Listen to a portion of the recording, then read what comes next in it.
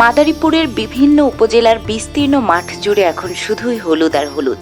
প্রকৃতির ক্যানভাসে যেন আঁকা হয়েছে এক অপূর্ব শিল্পকর্ম। কাঁচা হলুদের চাদরে মোড়ানো জনপদ আর উত্তরের হিমেল বাতাসে দুলে দুলে হাসছে সরিষার ফুল। এই ফুলকে কেন্দ্র করে ভ্রাম্যমাণ মৌচাষীদের শুরু হয়েছে মধু সংগ্রহের ব্যস্ততা। জেলা কৃষি বিভাগ বলছে ইতিমধ্যে 23,955 কেজি মধু সংগ্রহ করেছেন চাষিরা। আগামীতে মধু সংগ্রহে নেওয়া হবে নানান ধরনের উদ্যোগ বলে জানালেন কৃষি কর্মকর্তারা।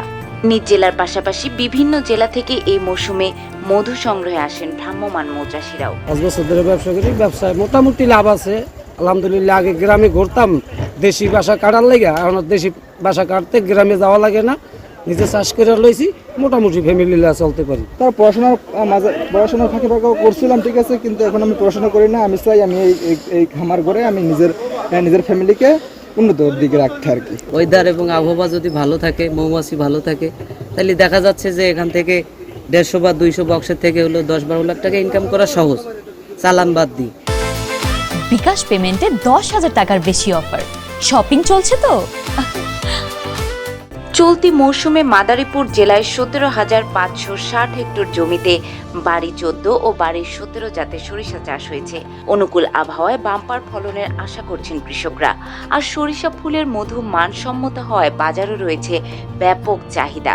অনেক ক্রেতাই সরাসরি খেতে এসে নির্ভেজাল মধু ক্রয় করে নিয়ে যান। কারণ প্রতি বছরের নয়, এবছরও শীতের মৌসুমে আমি মধু ক্রয় করতে যাচ্ছি। মধু ক্রয় করার একটাই উদ্দেশ্য আমার, এটা একদম পিওর, এখানে কোনো 2 নম্বরই নেই। মানে আমাদের শরীরের উপকার হচ্ছে, এই মধুপোক থেকে পরাগায়ন সৃষ্টি হয়, মধুরও যেমন মানে বৃদ্ধি পায়, তেমন আমাদের শরীরের রোগ জীবাণু থেকে একটা শেফা পাওয়া যায়। মাদারীপুর কৃষি সম্প্রসারণ অধিদপ্তর জানায় মৌ চাষের ফলে সরিষার পরাগায়ন বৃদ্ধি পাওয়ায় উৎপাদন যেমন বেশি হবে, তেমনি মধু সংগ্রহ করেও একটি নতুন অর্থনৈতিক বাজার সৃষ্টি হচ্ছে।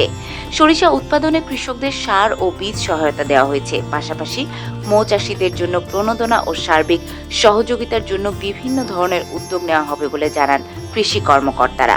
কৃষি সম্প্রসারণ অধিদপ্তরের পক্ষ থেকে তাদেরকে বোঝানোর চেষ্টা করেছি যে যতই আপনার পরাগায়ন ভালো হবে, এই মৌ চাষ কিন্তু কোনো ক্ষতি করে না, বরং এটা আরেকটা সম্ভাবনাময় খাত। কারণ হলো যে আপনার ফসল উৎপাদন বৃদ্ধি পাচ্ছে, পাশাপাশি কিন্তু আপনি একটা আলাদা ফসল পাচ্ছেন, এই মধু পাচ্ছেন।